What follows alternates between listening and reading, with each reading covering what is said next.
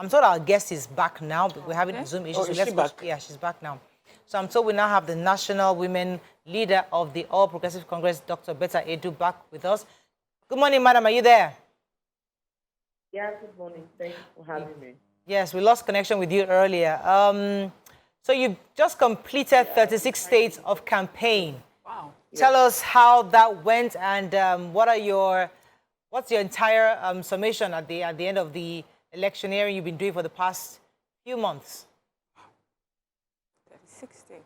Well, I think it has been awesome, and by the day candidate Asiwaju Bola Tinubu, the presidential candidate, has grown in support base across the entire country. There is no single state he has not been to, for Taraba, where we do not have the rallies for some concerns which we are trying to resolve, so we can have the rally tomorrow. But basically, we've been to all the states, 37 states. We've even had over 14 town hall meetings outside the 37 rallies that have held. So I say 37 rallies because we have done Lagos twice. It's been a wonderful experience. Nigerians have been all out on the streets, especially people at the grassroots and those who indeed know the track record of Asiwaju Bola Tinubu. They've been out there doing their best to see that they support the party and they vote APC in the coming election. Okay. I have to say that, unfortunately, we don't have the video so people can see you, but you have been, for a lot of people who have been following most of the electioneering campaigns for all the parties, for APC, your face is quite prominent. You know, I've been wondering, who's that lady that ties her head tie and brings the hair to the front? You know, I've been quite curious to talk to you.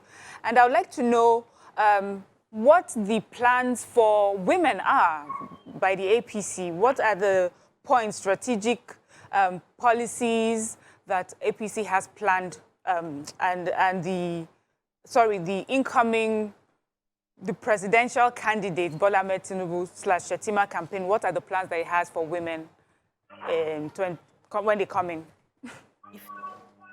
I think he has been very clear with his plans, his action plan for women in Nigeria.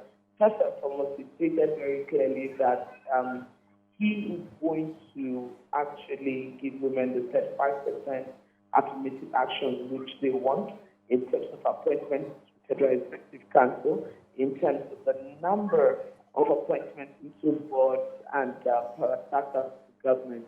Women will be right in front. He was also very sure to inform Nigerian women that they will be protected at all costs. In terms of employment, women would also have the center stage, just the same way he did when he was the governor of Lagos State. All round, at the grassroots, women will benefit immensely from his government because his whole policies and interventions will be targeted at women and the vulnerable groups. So across board, women have the hope that Asiwaju Bola Tinubu, when he becomes the president, he is going to do very well for women. He's done this before in Lagos. Remember, he started the training running with a woman as his deputy governor. At the same time, he was the first person that appointed a woman to head the judiciary in Lagos. He was the first one who appointed a woman to head the civil service in Lagos. These are track records which he has laid as a governor, and he will do even much more in Nigeria as the president. Of course, he has a wife very supportive of other women, and she has been part of the campaign council across the country. So very, very positive and confident that with both of them and Kashim Shettima, who has also a very wonderful track record as concerns empowering women, in core north, where they're very conservative, he was able to give 4 women positions in his cabinet back then when he was the governor. So this shows that these people understand the role that women play in the development and governance, and they're ready to work with the women to achieve new goals. It's a bit muffled. We're trying really hard to hear you properly, I guess, because it's a phone call, but we'll keep trying to struggle.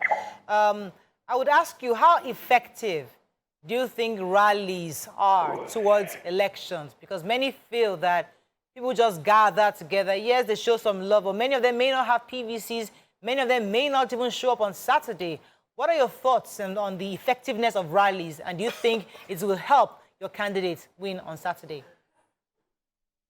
Rallies are not the final solution, right? Yes. However, it does it's one, it motivates your followers.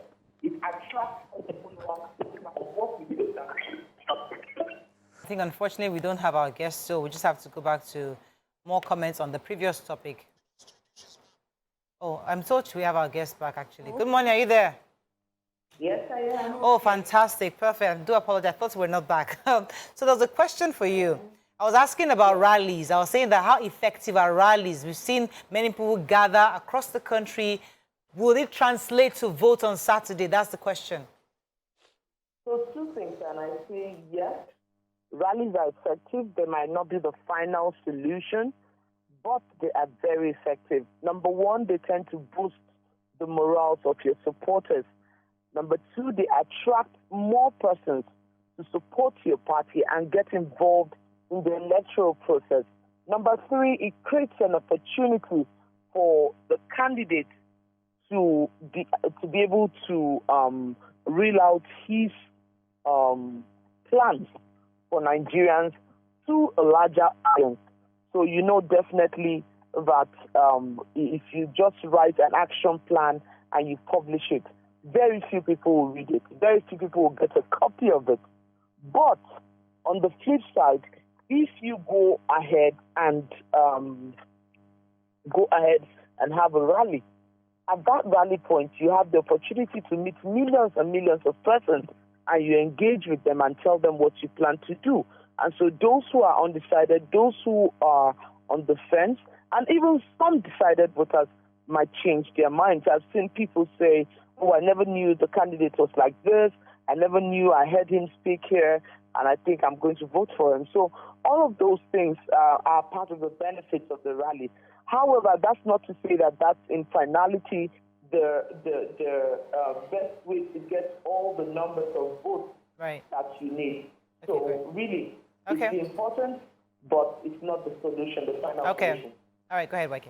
Yeah, how do you engage with them? Because from the way I see it, it's on the stage and the audience is off the stage. They are on the ground. So do you manage to engage with them one-on-one? Because I still feel there's a disconnect at rallies. So the point is, you are engaging with them by talking to them. They're listening to you. And in most cases, they are very responsive. So as you're talking, they are responding, they are listening to your plans, they are chanting, they are cheering, they are connecting to you, right? And that's what a rally does. Okay. So we are using that as part of our strategy. Okay, I know you answered questions on the plans your candidate has for women earlier. But I wanted for someone who was with him around almost all the states across the country, how healthy and strong would you say your candidate is?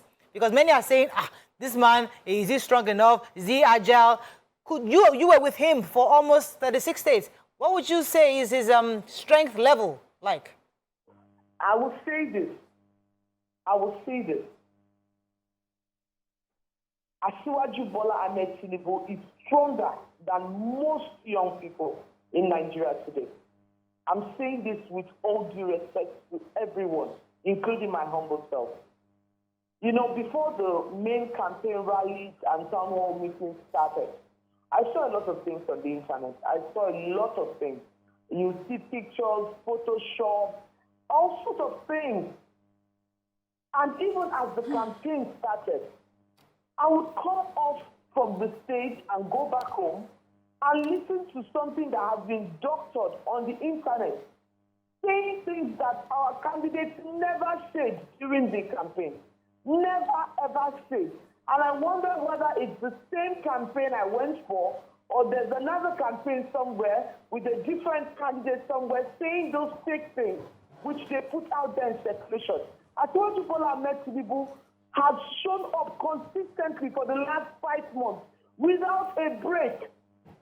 He holds meetings, he goes for the rallies or town hall meetings in the morning, And then, after it, he goes for debriefing, and then he holds meetings with PCC, with different stakeholders, with different consulting groups and the rest of it, sometimes up until 3 a.m., 4 a.m. As of that time, me, who is even a young person in my 30s, my head is banging and like I'm looking for sleep to just lay down for a few minutes. He's still out there talking and expressing himself. And the next morning at 8 o'clock, he shows up at the next rally. He's not traveling out to go and stay for 2 weeks, come in, do one rally, go out, stay for 2 weeks. No, it's inconsistent. That shows strength, that shows capacity, that shows ability to govern this nation. Tell us about his plans for young people. You know, we heard what you said earlier about youth, about women. What of young people? What are his plans and his team's plan to engage young Nigerians? A whole lot. I'm sure if you carefully go through the entire action plan, it revolves around the young people. So even outside the portion where they wrote for young people, the entire booklet is basically for young people. He was specific enough to say at least 3 persons in his cabinet, his Federal Executive Council, will be under 40. And at least 9 persons will be under 45, giving young people a seat at the table. He has said 20% of all the parastatals will be headed by young people. He has equally gone ahead to make different provisions under digital economy, how he's going to use IT to revamp the economy that will be driven by young people. He has also mentioned about innovative hubs across the country in the 6 geopolitical zones that are all young people centered. As it concerns education, which affects the young people, he has stated very clearly that he's going to provide student loans for young people, so you don't have to sit at home and say you can't go to school because they cannot afford it. He understands what it is to be a child of a market woman. He knows what he did in Lagos State for the educational sector, and he sponsored their WAEC and everything free of charge, which is still going on till today. And he wants to replicate that in Nigeria. Indeed, Nigeria should, with 2 arms wide. All right. We have very little time. Let me get a few more questions in for you. Go ahead, Mary. So, you know, as leading up to Saturday, there are always controversies here and there. I would like you to tell us personally, since you are personally within the campaign that's been going on, what would you say the relationship between the current president, Muhammadu Buhari, and the flag bearer for the APC is? What sort of relationship do they have? And does he have the support of the president of Nigeria? He has 100% of the support of the president of Nigeria. They are friends, they are political allies, and they have been together in this whole democracy and the entire, I would say, political space for a while, a long while. So the president has been through over 8 rallies since we started. And he has openly told Nigeria, this is your next president. This is the incoming president. There's nobody as passionate about this country as this man. I believe he's able to fix it. Asiwaju Bola Tinubu is passionate about democracy, right? However, you must know that beside any king, you have people around the king who would want to show some powers or pursue some personal interest. And that's what we see playing out. That's what we're seeing on a day-to-day basis. And we are working towards overcoming that. Dr. Betta, you're the national women leader for the APC. What are your final words to members of your party? This is our time to bet a new Nigeria. APC members, please, from this minute, if you have not started already, go back to your polling unit, go back to your ward, go back to your village, go back to your local government, and let us go and deliver. Canvass door to door. Tell them of the track record of Asiwaju Bola Tinubu. Tell them of the track record of Senator Shetima, and tell them that he's ready to do it again. If Asiwaju Bola Tinubu doesn't do well in 4 years, which I can bet my life on that he will do well, then you have another chance to replace him. But trust me, Nigerians, you will thank me for voting Asiwaju Bola Tinubu as president. Thank you very much, Dr. Betta Edu, the national chairman, women leader for the APC. Thank you so much for joining us this morning. It was a pleasure having you. That is all we can take on today's show. We'll see you tomorrow. Bye for now.